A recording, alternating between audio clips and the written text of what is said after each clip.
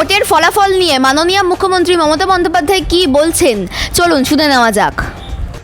সবাইকে নমস্কার জানিয়ে বলছি, প্লিজ দয়া করে কেউ কাউন্টিং এজেন্টরা এবং প্রার্থী ক্যান্ডিডেটরা তারা ভোটিং এলাকা ছেড়ে আসবেন না। স্ট্রং রুমে যেখানে কাউন্টিং হচ্ছে মানে সেন্টারে, সেখান ছেড়ে কেউ আসবেন না। এটা বিজেপির প্ল্যান।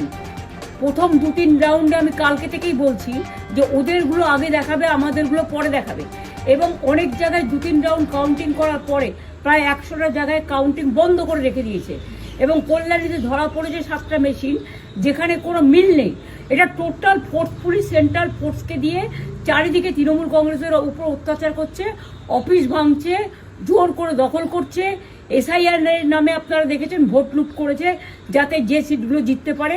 কিন্তু এখনও এমন 70টা সিট আছে, 100টা সিট আছে যেগুলো আমরা এগিয়ে আছি, সেগুলো বলছে না। টোটালটাই মিথ্যে নিউজ খাওয়াচ্ছে। আগে ডিআইসিও এই খবরগুলো দিত, কিন্তু তাকে কালকে চেঞ্জ করে দেওয়া হয়েছে। টোটালটাই ইলেকশন কমিশন নিজের ইচ্ছে মতো খেলছে এবং সাথে কেন্দ্রীয় বাহিনীকে নিয়ে। এবং আমাদের পুলিশরা টোটাল মাথা নত করে কেন্দ্রীয় বাহিনীর আন্ডারে কাজ করছে। সুতরাং আমি আমাদের কাউন্টিং এজেন্টদের, আমাদের সমস্ত পার্টির কর্মীদের বলবো, অত মন খারাপ করার কারণ নেই। আমি বলেছিলাম সূর্যাস্তের পরে আপনারা জিতবেন। 3 রাউন্ড 4 রাউন্ড কাউন্ট হলেও এটা 14 রাউন্ড থেকে 18 রাউন্ড কাউন্ট হয়, তখন আপনারা জিতবেন। Wait and see, watch. আমরা সবাই আপনাদের সাথে আছি।